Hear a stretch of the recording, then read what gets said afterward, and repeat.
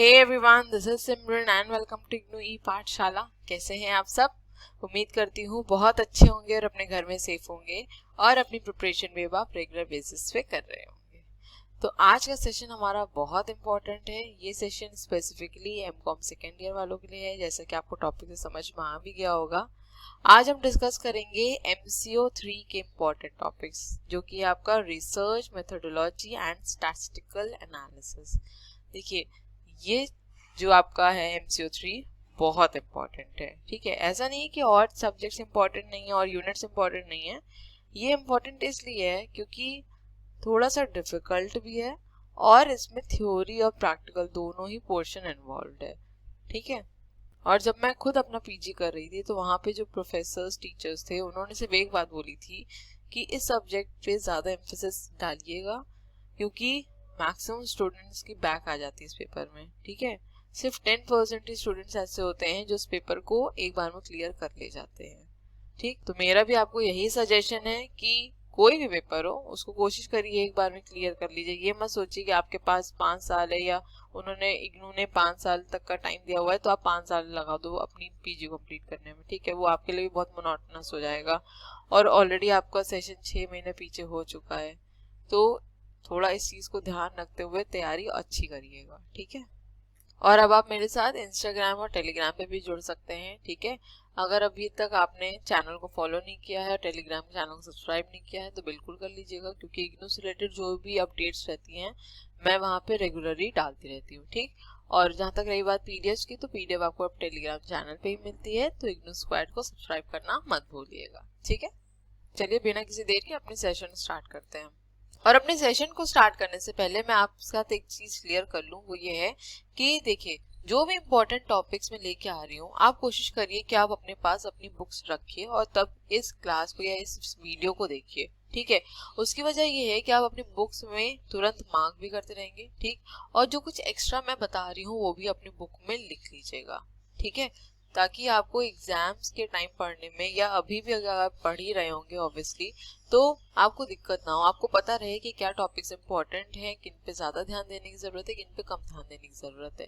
ठीक है, तो सबसे पहला यूनिट है हमारा इंट्रोडक्शन टू बिजनेस रिसर्च। ठीक, अब इसमें जो इम्पोर्टेंट टॉपिक्स है वो है मीनिंग रिसर्च की, inductive deductive logic, significance of research in business, types of research, methods of research and difficulties in business research. अब देखिए, अगर मैं बात करूं इंडक्टिव डिडक्टिव लॉजिक की तो ये पेपर में 1-2 बार पूछा गया है। ठीक है, significance of research in business भी 3-4 बार पेपर में आया है।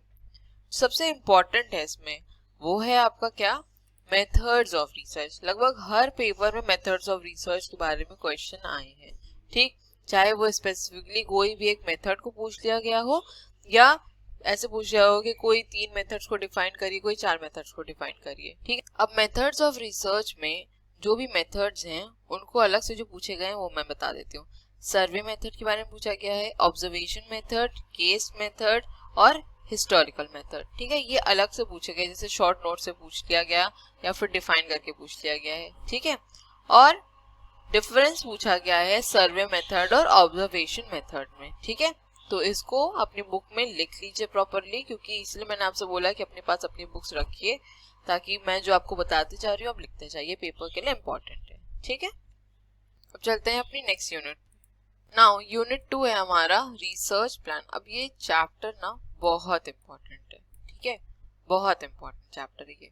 अब इसमें जो टॉपिक्स इम्पोर्टेंट है वो है आपका research problem, formulation of objectives, hypothesis, research design and pilot study and pre testing.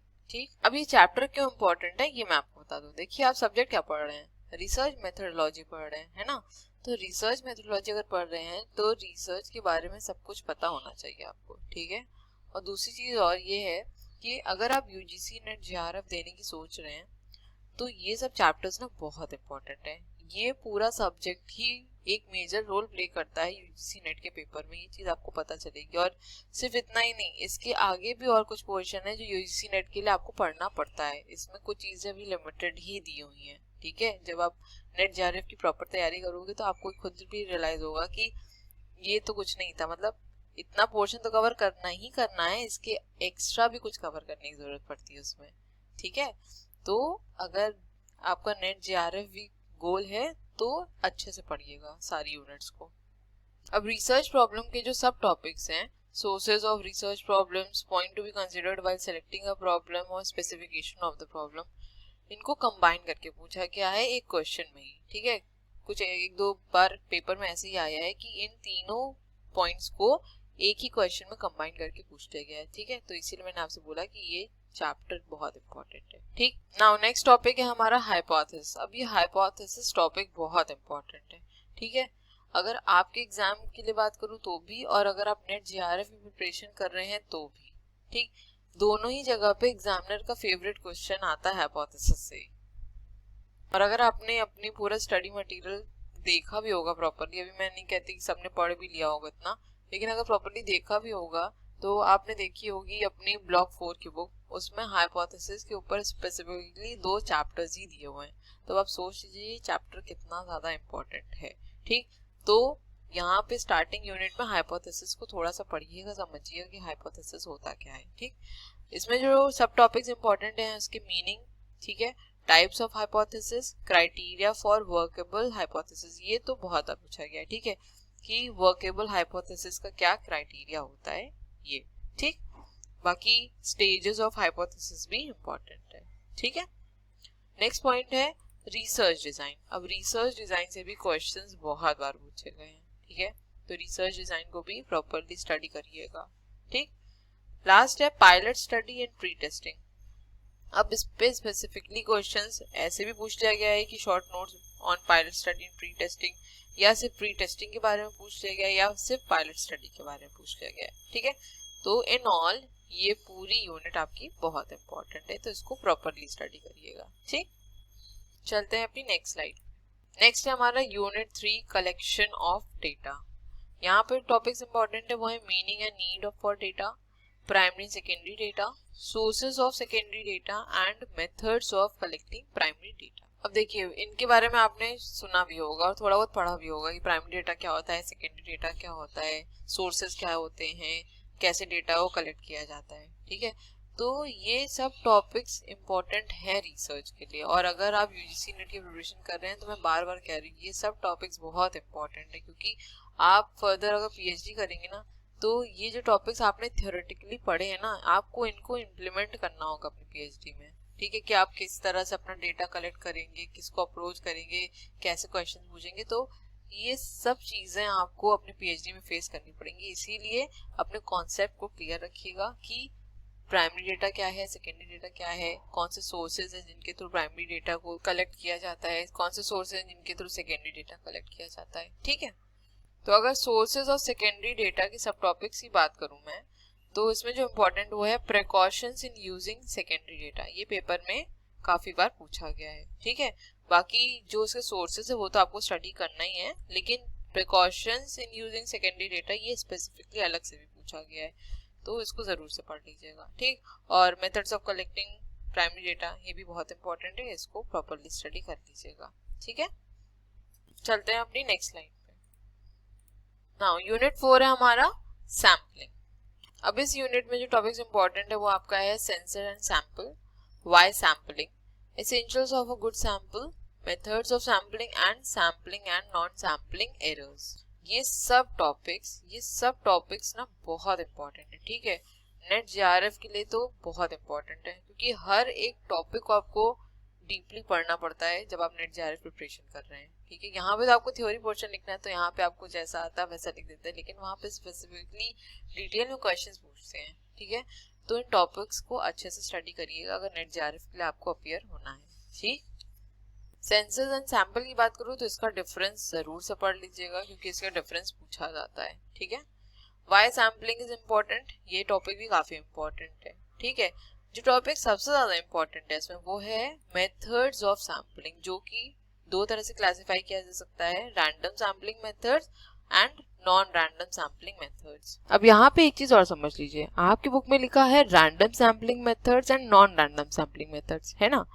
Question आपसे ऐसे ही पूछा सकता है कि प्रोबेबिलिटी सैम्पलिंग मेथड्स क्या होते हैं और नॉन प्रोबेबिलिटी सैम्पलिंग मेथड्स क्या होते हैं। तब तो आप कंफ्यूज हो जाएंगे कि ये कहाँ से क्वेश्चन पूछा बुक में तो आपके मेंशन नहीं था, लेकिन अब बुक में आपके मेंशन है, ये सिर्फ इन्होंने अदर नेम दे दिया है। ठीक है, रैंडम सैम्पलिंग मेथड्स को ही कहा जाता है प्रोबेबिलिटी सैम्पलिंग मेथड। ठीक, ये लिख लीजिए अपने बुक में। और नॉन रैंडम सैम्पलिंग मेथड्स को ही कहा जाता है नॉन प्रोबेबिलिटी सैम्पलिंग मेथड्स। ठीक है, और ये रैंडम सैम्पलिंग मेथड को प्रोबेबिलिटी सैम्पलिंग मेथड इसीलिए कहा जाता है क्योंकि ये प्योरली प्रोबेबिलिटी के बेसिस पे ही होता है। ठीक है, और वहीं अगर बात करूँ नॉन रैंडम सैम्पलिंग मेथड की, तो ये नॉन प्रोबेबिलिटी बेस्ड होता है। मतलब यहाँ पे प्रोबेबिलिटी के चांसेस नहीं होते, यहाँ पे लोग अपने जजमेंट के अकॉर्डिंग, अपनी कन्वीनियंस के अकॉर्डिंग सैम्पलिंग करते हैं। ठीक है, इसलिए इसको नॉन रैंडम सैम्पलिंग मेथड कहा जाता है या फिर नॉन प्रोबेबिलिटी सैम्पलिंग मेथड कहा जाता है। ठीक है, तो अपने पेपर में कंफ्यूज मत होइएगा अगर कुछ ऐसा आपको दे दिया जाए। ठीक है, लास्ट टॉपिक है sampling and non sampling errors. देखिए ये टॉपिक भी इंपॉर्टेंट है, पेपर में हालांकि इतनी बार नहीं पूछा गया है, लेकिन हाँ अगर नेट जेआरएफ के पॉइंट ऑफ व्यू से बात करूं तो बिल्कुल इंपॉर्टेंट है। ठीक है, ये जानना जरूरी है कि जो भी एरर्स आ रहे हैं सैम्पलिंग में वो किसकी वजह से आ रहे हैं, सैंपल की वजह से आ रहे हैं या फिर कोई और ऐसे फैक्टर्स है जिनकी वजह से एरर आ रहा है। तो इस चीज को भी स्टडी करना जरूरी होता है। ठीक, चलते हैं नेक्स्ट स्लाइड पे। यूनिट 5 है हमारा मेजरमेंट एंड स्केलिंग टेक्निक्स। अब देखिए ये चैप्टर भी आपका इंपॉर्टेंट है। ठीक है, पेपर के लिए भी और नेट जेआरएफ के लिए भी। ठीक है, अब इसमें जो टॉपिक्स इंपॉर्टेंट है वो है आपके measurement and scaling, issues in attitude measurement, levels of measurement scales, types of scaling techniques and selection of an appropriate scaling technique. अब इसमें जो सुपर इम्पोर्टेंट टॉपिक है वो है आपका levels of measurement scales and types of scaling techniques. ठीक है, majorly जो क्वेश्चन पूछे गए हैं वो यहीं से पूछे गए हैं। अब इसमें भी स्पेसिफिकली क्या क्वेश्चन पूछे गए हैं ये भी थोड़ा नोट कर लीजिए क्योंकि वो रिपीटेडली पूछे गए हैं। ठीक, देखिए बात करूँ अगर मैं लेवल्स ऑफ मेजरमेंट स्केल्स की, तो इसमें जो पूछा गया वो है नॉमिनल स्केल के बारे में, ऑर्डिनल स्केल के बारे में, रेशियो स्केल के बारे में। ठीक है, और पूछा गया था इंटरवल स्केल और उसके पार्ट्स के बारे में। इन ऑल इसमें हर एक पर्टिकुलर टॉपिक को पूछा गया है और ये मेजरमेंट स्केल्स बहुत इंपॉर्टेंट है। ठीक है, पेपर के लिए भी इंपॉर्टेंट है और नेट जेआरएफ की अगर बात करूं तो उसमें भी इससे रिलेटेड क्वेश्चंस काफी बार पूछे जाते हैं। वो भी स्ट्रेट फॉरवर्ड क्वेश्चंस नहीं होते हैं, वो ट्विस्टेड क्वेश्चंस होते हैं, तो इसीलिए इसको अच्छे से पढ़िएगा। ठीक, नेक्स्ट टॉपिक है टाइप्स ऑफ स्केलिंग टेक्निक्स। अब इसको भी दो पार्ट में क्लासीफाई किया गया है, comparative scales and non comparative scales. Right, तो इसमें कंपैरेटिव स्केल से जो क्वेश्चन एक बार आया है वो है रैंक ऑर्डर के ऊपर। ठीक, नॉन कंपैरेटिव स्केल से बात करूँ तो आया है कंटिन्यूअस के ऊपर, कंटिन्यूअस मतलब कंटिन्यूअस स्केल के ऊपर, लिकर्ट स्केल और सीमेंटिक स्केल पे। लेकिन इसका ये मतलब नहीं है कि बाकी जो स्केल्स है वो इम्पोर्टेंट नहीं है। ठीक है, मैंने आपको ये इसलिए बता दिया क्योंकि इससे क्वेश्चन स्पेसिफिकली अलग से पूछा गया है, लेकिन ये सारी स्केलिंग टेक्निक्स बहुत इंपॉर्टेंट है, आप इन सबको पढ़िएगा प्रॉपरली। ठीक है, तो यहाँ पे हमारा ब्लॉक 1 कंप्लीट हो जाता है। ठीक, अब चलते हैं अपने ब्लॉक 2 की तरफ। अब यूनिट 6 है हमारी प्रोसेसिंग ऑफ डेटा। टॉपिक जो इंपॉर्टेंट है वो है editing of data, coding of data and tabulation of data. अब इस पर्टिकुलर चैप्टर से इतने ज्यादा क्वेश्चंस नहीं पूछे गए हैं। ठीक है, editing of data, coding of data से एक दो बारी क्वेश्चंस आए हैं। जो थोड़े बहुत क्वेश्चंस आए हैं इस टॉपिक से या इस चैप्टर से वो हैं इसके टैबुलेशन ऑफ डेटा से। ठीक है, इसमें जो इसके सब टॉपिक्स है वो है types of tables, parts of statistical table and requesting of a good statistical table. इनसे अलग अलग क्वेश्चन पूछे गए, मतलब स्पेसिफिकली इन सब टॉपिक्स को लेके क्वेश्चन पूछे गए हैं, तो इसीलिए टैबुलेशन ऑफ डेटा टॉपिक थोड़ा इंपॉर्टेंट हो जाता है इस पर्टिकुलर चैप्टर के लिए। ठीक, चलते हैं नेक्स्ट स्लाइड पे। नेक्स्ट है हमारा unit 7 that is diagrammatic and graphic presentation. इसमें जो टॉपिक्स इंपॉर्टेंट है वो है आपका importance of visual presentation of data, diagrammatic presentation, types of diagrams, pi diagrams and structure diagrams. अब देखिए इसमें जो सबसे ज्यादा क्वेश्चन पूछा गया है वो पूछा गया है importance of visual presentation of data से। ठीक है, टाइप्स ऑफ डायग्राम से क्वेश्चन कई बार आए हैं और स्ट्रक्चर डायग्राम में अगर बात करूं तो फ्लो चार्ट के ऊपर क्वेश्चन पूछा गया है। ठीक, इसके बाद जो नेक्स्ट टॉपिक है आपका इसमें ग्राफिक प्रेजेंटेशन। अब इससे स्पेसिफिकली क्वेश्चन ही पूछा गया है, लेकिन क्वेश्चन ये था कि ग्राफिक प्रेजेंटेशन और स्टैटिस्टिकल डेटा क्या होता है। ठीक है, तो आपको यहाँ पे टाइम सीरीज के बारे में भी थोड़ा डिफाइन करना पड़ेगा, फ्रीक्वेंसी डिस्ट्रीब्यूशन के बारे में थोड़ा डिफाइन करना पड़ेगा, ठीक है। तो इन सबको थोड़ा थोड़ा आप स्टडी कर लीजिएगा, जान लीजिएगा कि एग्जैक्टली इसके अंदर है क्या। इतना डिटेल में पढ़ने की जरूरत नहीं है, लेकिन हाँ थोड़ा सा एक ओवरव्यू जरूर ले लीजिएगा, ठीक। चलते हैं अपनी नेक्स्ट स्लाइड पे। नाउ नेक्स्ट है हमारा unit 8, that is statistical derivatives and measures of central tendency. अब इसमें जो टॉपिक्स इंपॉर्टेंट है वो आपका है स्टैटिस्टिकल डेरिवेटिव्स, जिसमें आता है आपका परसेंटेज, रेशियो, रेट, और मेजर्स ऑफ सेंट्रल टेंडेंसी जिसमें हम पढ़ते हैं मीन, मीडियन, मोड, ठीक है। अब अगर मैं स्टैटिस्टिकल डेरिवेटिव्स की बात करूं तो ये टॉपिक बहुत इंपॉर्टेंट है, ठीक है। काफी इंपॉर्टेंट टॉपिक है ये, क्योंकि क्वेश्चंस उसमें पूछे गए हैं इसके सिग्निफिकेंस के बारे में, और स्पेसिफिकली भी परसेंटेज, रेशियो, रेट्स के बारे में पूछा गया, तो इसलिए ये बहुत इंपॉर्टेंट हो जाता है, ठीक। मेजर्स ऑफ सेंट्रल टेंडेंसी भी इंपॉर्टेंट है, ठीक है। यहाँ पे मैंने मीडियन मोड मेंशन कर दिया, लेकिन यहाँ पे मीन शायद मैं मेंशन करना भूल गई। तो properties of an ideal measure of central tendency और मीन एंड वेटेड मीन, इसको भी आप पढ़ लीजिएगा, ठीक है, क्योंकि पेपर में मुझे जितना याद है क्वेश्चन पूछा गया था इससे रिलेटेड। तो इन ऑल ये आपका पूरा चैप्टर बहुत इंपॉर्टेंट है, ठीक है। और अगर यूजीसी नेट जेआरएफ को लेके मैं बात करूं तो उसके पॉइंट ऑफ व्यू से भी देखा जाए तो ये चैप्टर इंपॉर्टेंट, क्योंकि मीन, मीडियन, मोड के बारे में आपको प्रॉपरली डिटेल में पता होना चाहिए कि कहाँ पे मीन यूज हो सकता है, कहाँ पे मीडियन यूज होता है, कहाँ पे मोड यूज होता है, कौन सा मेथड ज्यादा अप्रोप्रिएट है, किस सिचुएशन में अप्रोप्रिएट है, ठीक है। तो ये सब चीजें आपको पता होनी चाहिए। तो अगर आपको नेट जेआरएफ के लिए अपियर होना है तो थोड़ा डिटेल स्टडी जरूर करिएगा, ठीक है। चलते हैं अपनी नेक्स्ट स्लाइड पे। नेक्स्ट है हमारा unit 9, that is measures of variation and skewness. ये सब टॉपिक्स आपने अपने ग्रेजुएशन में जरूर पढ़े होंगे, है ना। स्क्यूनेस के बारे में, वेरिएशन के बारे में, central tendency, index number, time series, ये सब कहीं ना कहीं हमने ग्रेजुएशन में अपने पढ़ा है ना। तो इसमें जो टॉपिक्स इंपॉर्टेंट वो है variation, significance of variation, measures of variation and skewness. अब अगर मैं बात करूं मेजर्स ऑफ वेरिएशन, जो कि है आपका range, quartile deviation, mean deviation, standard deviation, coefficient of variation, ये सब टॉपिक्स काफी इंपॉर्टेंट है, ठीक। और स्क्यूनेस की अगर मैं बात करूं तो जून 2019 में स्क्यूनेस से एक क्वेश्चन आया था, ठीक है। तो इस चैप्टर को भी अच्छे से डिटेल में थोड़ा पढ़िएगा, ठीक, क्योंकि प्रैक्टिकल क्वेश्चंस भी इस चैप्टर से बन सकते हैं, ठीक। तो यहाँ पे खत्म हो जाता है हमारा ब्लॉक 2 भी, ठीक। अब चलते हैं अपने ब्लॉक 3 के यूनिट पे। अब यूनिट 10 है हमारा correlation and simple regression.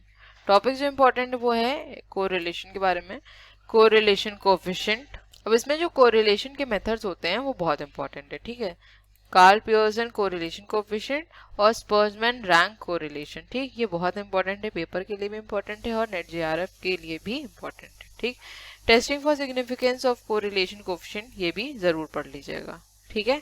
Next है एस्टिमेटिंग लीनियर रिग्रेशन। तो इसमें जो टॉपिक्स इंपॉर्टेंट है वो है standard error of estimation and coefficient of determination. इनके बारे में स्पेसिफिकली अलग से पूछा गया था शॉर्ट नोट्स में, तो इसको जरूर से स्टडी कर लीजिएगा। और एक चीज, कोरिलेशन और रिग्रेशन में क्या डिफरेंस है, इसको जरूर स्टडी करिएगा, ठीक। हालांकि पेपर में आपके 1 से 2 बार ये पूछा गया है difference between correlation and regression, लेकिन अगर यूजीसी नेट की प्रिपरेशन कर रहे हैं तो इन दोनों के बीच में डिफरेंस पता होना बहुत जरूरी है, ठीक है। क्योंकि जो क्वेश्चंस पूछे जाते हैं पेपर में बहुत ही ज्यादा ट्विस्टेड फॉर्म में रहते हैं, तो उस टाइम पे क्लियर नहीं हो पाता, लेकिन अगर कॉन्सेप्ट क्लियर है तो आप उस ट्विस्टेड क्वेश्चन को भी आराम से क्रैक कर सकते हैं, ठीक है। अब चलते हैं नेक्स्ट स्लाइड पे। अब है यूनिट 11 टाइम सीरीज एनालिसिस, ठीक। इसमें जो टॉपिक इंपॉर्टेंट वो है definition and utility of time series analysis and components of time series, ठीक। मेजरली जो क्वेश्चन आए वो यहीं से आए हैं, और जून 16 और दिसंबर 16 के बाद से यहाँ से मतलब इस टॉपिक से ऐसा क्वेश्चन नहीं आया है। लेकिन हाँ, इसमें जो टॉपिक है आपका एक methods of measurement of trend, ठीक है, इसको जरूर स्टडी कर लीजिएगा, क्योंकि जो इसका सब टॉपिक है लीस्ट स्क्वायर मेथड, इससे क्वेश्चन आया है और थोड़े प्रैक्टिकल क्वेश्चन भी पूछे गए हैं इस पर्टिकुलर यूनिट से, ठीक। नेक्स्ट हमारा unit 12 that is index number. अब इसमें जो टॉपिक्स आपके इंपॉर्टेंट है वो है meaning and concept of index number, uses of index number, issues in construction of index number, classification of index numbers, methods of constructing index number and splicing and deflating of index number. जून 19 में question पूछा गया था classification of index number से, ठीक है, और जो क्वेश्चन था वो था प्राइस इंडिसेस के बारे में, ठीक है, तो ये टॉपिक आपका इम्पोर्टेंट हो जाता है, ठीक। अब methods of constructing index number, इसमें जो आपका सब टॉपिक है unweighted index number and weighted index number, इसके बीच में डिफरेंस जरूर से पढ़ लीजिएगा, काफी इंपॉर्टेंट है, ठीक। बाकी टॉपिक्स आपके पेपर में 2 से 3 बार पूछे गए, इसलिए वो इम्पोर्टेंट हो जाते हैं, ठीक है। तो यहाँ पे हमारा ब्लॉक 3 भी कंप्लीट हो जाता है, ठीक है। अब चलते हैं अपने ब्लॉक 4 की तरफ। तो अब आपकी ब्लॉक 4 की जो फर्स्ट यूनिट है, या फिर मैं कहूँ यूनिट 13 है, वो है probability and probability rules, right. अब ये ब्लॉक जो कि आपका ब्लॉक 4, ये जितना उठाने में वेटेड लग रहा है उतना ही वेट इसका आपके पेपर में भी है ठीक है। अब चाहे मैं आपके नेट जेआरएफ पेपर की बात करूं या आपके होम एग्जामिनेशन की बात करूं, दोनों ही पेपर्स में इस ब्लॉक का बहुत रोल है, ठीक है। ये ब्लॉक बहुत इंपॉर्टेंट है, जितना इंपॉर्टेंट मैं बोलूं शायद उतना इंपॉर्टेंट भी कम पड़ जाएगा, इतना इंपॉर्टेंट है ये, ठीक है। तो इसमें जो टॉपिक्स इंपॉर्टेंट है वो आपके टर्मिनोलॉजी है, fundamental concepts and approaches to probability, probability के रूल्स एंड बेस थ्योरम। देखिए, प्रोबेबिलिटी की टर्मिनोलॉजी को जानना बहुत ज़रूरी होता है, ठीक है। पेपर में स्पेसिफिकली टर्मिनोलॉजी नहीं पूछी गई, लेकिन मैंने यहाँ मेंशन इसलिए किया है क्योंकि जब तक आपको प्रॉपरली टर्मिनोलॉजी नहीं पता होगी आप आगे आंसर्स को प्रॉपरली डिफाइन नहीं कर पाएंगे, ठीक। तो टर्मिनोलॉजी को प्रॉपरली पढ़िएगा, ठीक है। नेक्स्ट बात करूँ fundamental concepts and approaches to probability, ये बहुत इंपॉर्टेंट टॉपिक है, ठीक है, इससे क्वेश्चंस आए हैं, ठीक। नेक्स्ट है प्रोबेबिलिटी रूल्स। अब प्रोबेबिलिटी रूल्स भी इसमें 2 तरह के हैं, addition rule for mutually exclusive events and addition rules for non mutually exclusive events, ठीक है। इससे कंबाइंड क्वेश्चन भी पूछा गया है, मतलब प्रोबेबिलिटी रूल्स भी डायरेक्टली पूछ लिया गया है और इसके जो सब टॉपिक्स हैं उनसे अलग अलग क्वेश्चन भी पूछा गया है, तो इसलिए ये टॉपिक भी आपका इंपॉर्टेंट बन जाता है, ठीक। लास्ट है हमारा बेस थ्योरम। अब बेस थ्योरम आपका नेट जेआरएफ के लिए भी बहुत इंपॉर्टेंट है, ठीक है, तो इसको ढंग से पढ़िएगा। वैसे भी कोई भी थ्योरम हो वो बहुत इंपॉर्टेंट होती है ना। चलते हैं अपनी नेक्स्ट स्लाइड पे। नेक्स्ट है हमारा यूनिट 14 प्रोबेबिलिटी डिस्ट्रीब्यूशन। इसमें जो टॉपिक्स इंपॉर्टेंट है वो हैं आपके types of probability distribution, concept of random variables, discrete probability distribution and continuous probability distribution. अब ये पोर्शन भी आपका बहुत इंपॉर्टेंट है, ठीक है, बहुत इंपॉर्टेंट है, नेट जेआरएफ के लिए भी इंपॉर्टेंट है, आपके होम एग्जामिनेशंस के लिए भी इंपॉर्टेंट है, ठीक। अब इसमें एक क्वेश्चन आया था आपका फ्रीक्वेंसी डिस्ट्रीब्यूशन और प्रोबेबिलिटी डिस्ट्रीब्यूशन के बारे में, ठीक है, जो कि आपका इंट्रोडक्शन पार्ट में दिया है, तो इसको जरूर पढ़ लीजिएगा। पेपर में हालांकि एक ही बार आया है, लेकिन हाँ अगर पेपर में आया है तो पढ़ना जरूरी है, ठीक है। नेक्स्ट बात करूं तो कॉन्सेप्ट ऑफ रैंडम वेरिएबल्स भी टॉपिक बहुत इंपॉर्टेंट है। डिस्क्रीट प्रोबेबिलिटी डिस्ट्रीब्यूशन और कंटीन्यूअस प्रोबेबिलिटी डिस्ट्रीब्यूशन, इसके बीच में आपको डिफरेंस पता होना चाहिए, ठीक है। और इनके जो सब टॉपिक्स हैं जो कि आपके डिस्क्रीट का है binomial distribution and Poisson distribution, और कंटीन्यूअस का है आपका नॉर्मल डिस्ट्रीब्यूशन और उसकी कैरेक्टरिस्टिक्स, ठीक है, ये बहुत इंपॉर्टेंट है। इसका फ्रीक्वेंसी कर्व बहुत इंपॉर्टेंट है, ठीक है, इसकी जो रीडिंग्स भी हैं वो भी बहुत इंपॉर्टेंट है। तो अगर पेपर में आपके नॉर्मल डिस्ट्रीब्यूशन से रिलेटेड कोई क्वेश्चन आता है तो इसका फ्रीक्वेंसी कर्व बनाना मत भूलिएगा और बहुत ही ढंग से बनाइएगा, ठीक है। अगर आपने इसकी बारीक नहीं नोट करी है तो इसको ज़रूर नोट करिएगा कि इसके जो एजेस हैं वो दोनों साइड टच नहीं करते हैं, ठीक है। तो डायग्राम प्रॉपरली बनाइएगा, ऐसा मत बना दीजिएगा कि उसके जो एजेस है वो टच करने लग जाए, क्योंकि फिर वहां डायग्राम हो जाएगा आपका गलत, ठीक। तो इसके डायग्राम को, इसके फ्रीक्वेंसी कर्व को प्रॉपरली एनालाइज जरूर करिएगा। चलते हैं अपनी नेक्स्ट स्लाइड पे। नेक्स्ट है हमारा unit 15 that is test of hypothesis, okay. अब यहाँ पे मैं यूनिट 15 और यूनिट 16 को एक साथ ही डिस्कस कर ले रही हूँ, ठीक है। तो हाइपोथेसिस 1 और हाइपोथेसिस 2 यहाँ पे एक साथ ही डिस्कस कर लेते हैं, ठीक।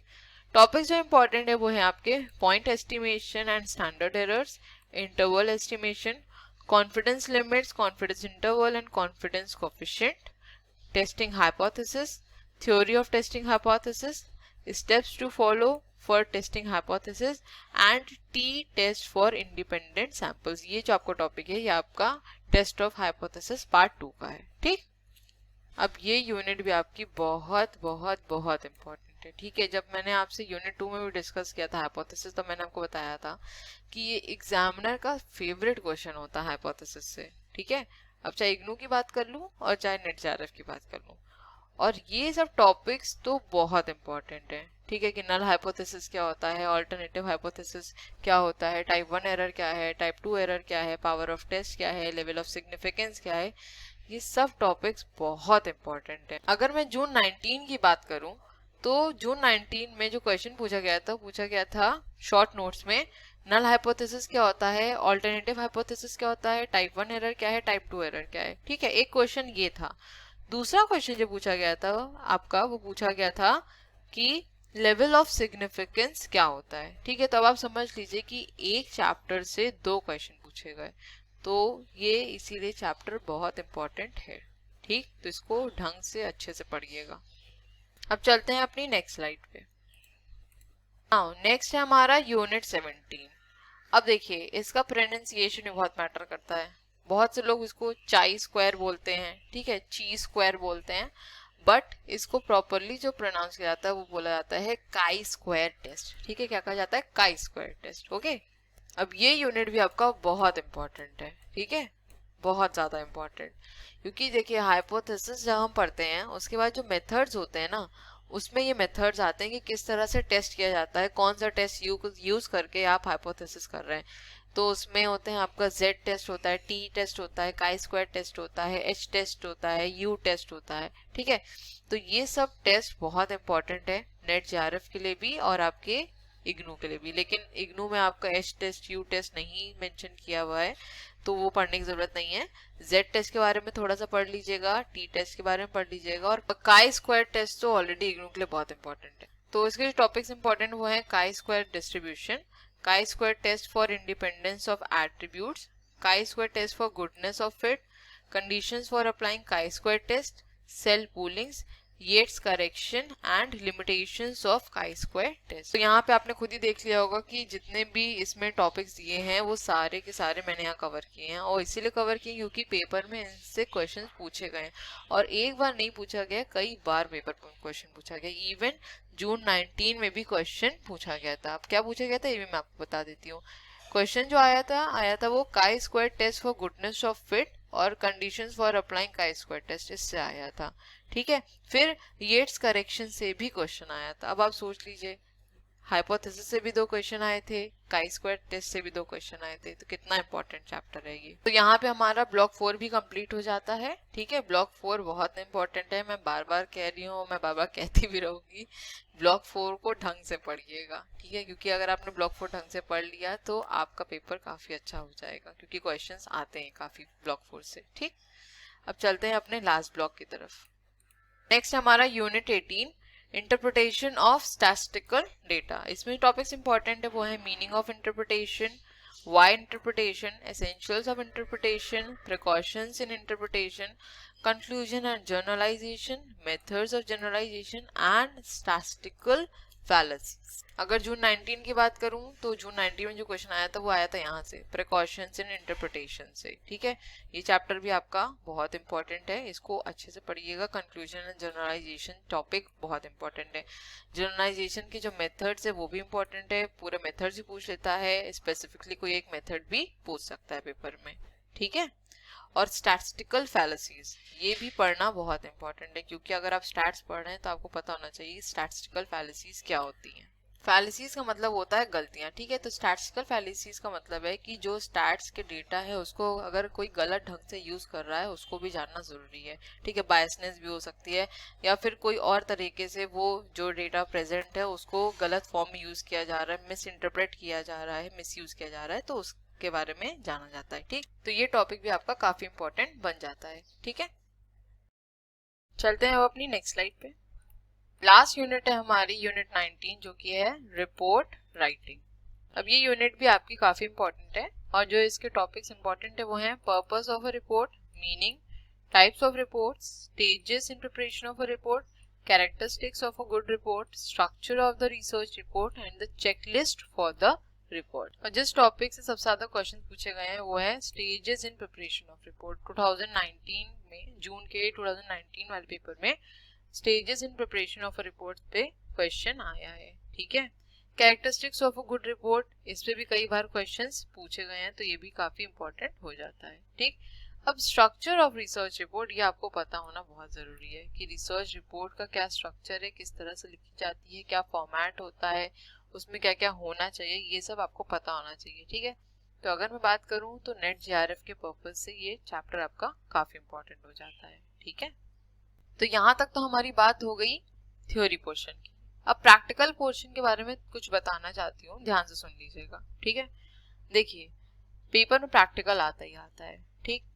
अब अगर मैं बात करूँ जून 2019 के पेपर की, तो टोटल 8 क्वेश्चन थे, जिसमें से 2 क्वेश्चन आपके प्रैक्टिकल बेस्ड थे, ठीक। और जो आया था प्रैक्टिकल वो था हिस्टोग्राम, फ्रीक्वेंसी पॉलीगन और मीन से, ठीक है। अब अगर मैं जून 2018 की बात करूं तो कोई भी न्यूमेरिकल नहीं पूछा गया, ठीक है। पेपर में एक भी न्यूमेरिकल नहीं था।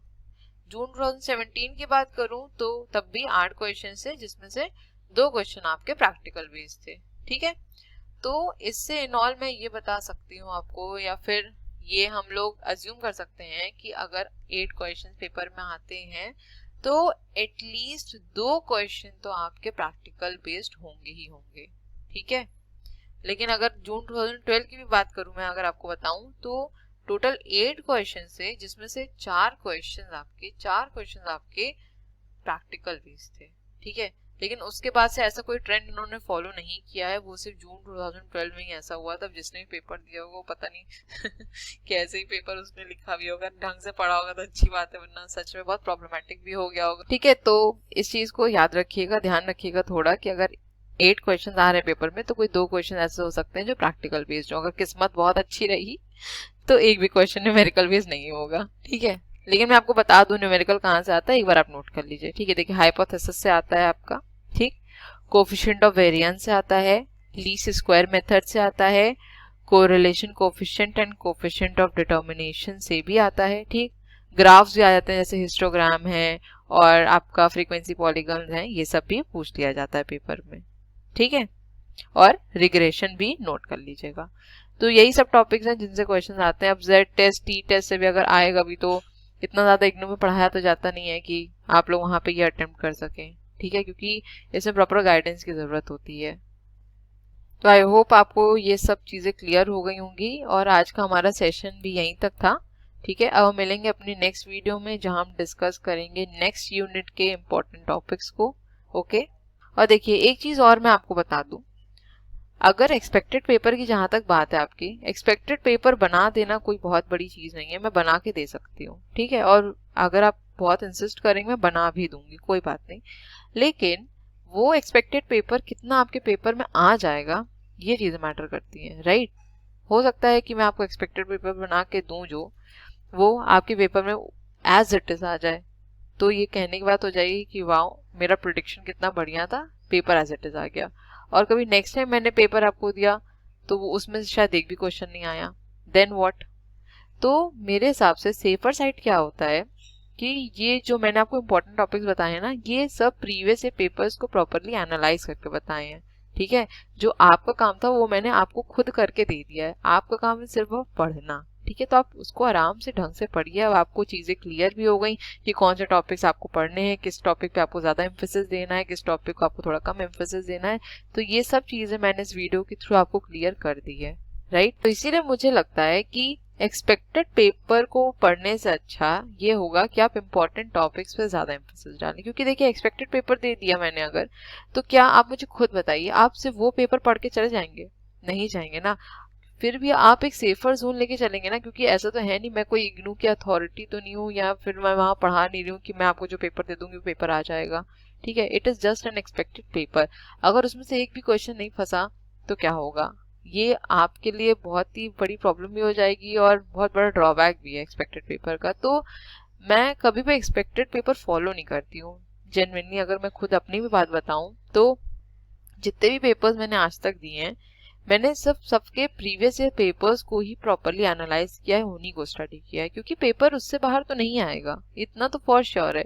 और एक्सपेक्टेड पेपर का आप कुछ कह नहीं सकते ना, क्योंकि वो पर्सन टू पर्सन डिपेंड करता है। हो सकता है मुझे कोई क्वेश्चन इंपॉर्टेंट लग रहा हो, लेकिन एग्जामिनर के पॉइंट ऑफ व्यू से वो क्वेश्चन इंपॉर्टेंट ना हो। इसीलिए मैं नहीं चाहती कि आपको अपना ईयर रिपीट करना पड़े, आपका टाइम खराब हो। ऑलरेडी आप लोग 6 मंथ्स पीछे हो चुके हैं। तो मेजर एम्फोसिस इंपॉर्टेंट टॉपिक्स पे रखिए। इन टॉपिक्स को अपनी बुक में नोट डाउन कर लीजिए, मार्क कर लीजिए, जैसा भी आपको कन्वीनियंट लगे, और इन टॉपिक्स पे ही मेजरली एम्फसाइज करिए। मैं पक्का आपको कहती हूँ कि आपका पेपर काफी अच्छा होगा अगर आप इनको प्रॉपरली स्टडी कर लेंगे। ठीक है, so thank you so much for watching. Please channel को लाइक शेयर सब्सक्राइब करना मत भूलिएगा। बेल आइकन को भी जरूर प्रेस कर दिएगा, ताकि मैं जब भी वीडियोस का अपलोड करूं उसका नोटिफिकेशन आपके पास जरूर जाए। अपने फीडबैक भी जरूर दीजिएगा कि आपको वीडियोस कैसी लग रही हैं, और अगर कुछ इम्प्रूवमेंट की जरूरत है तो बिल्कुल बताइएगा। ठीक है, चलिए मिलते हैं अपनी नेक्स्ट वीडियो में। Till then stay safe, stay healthy, bye bye, take care.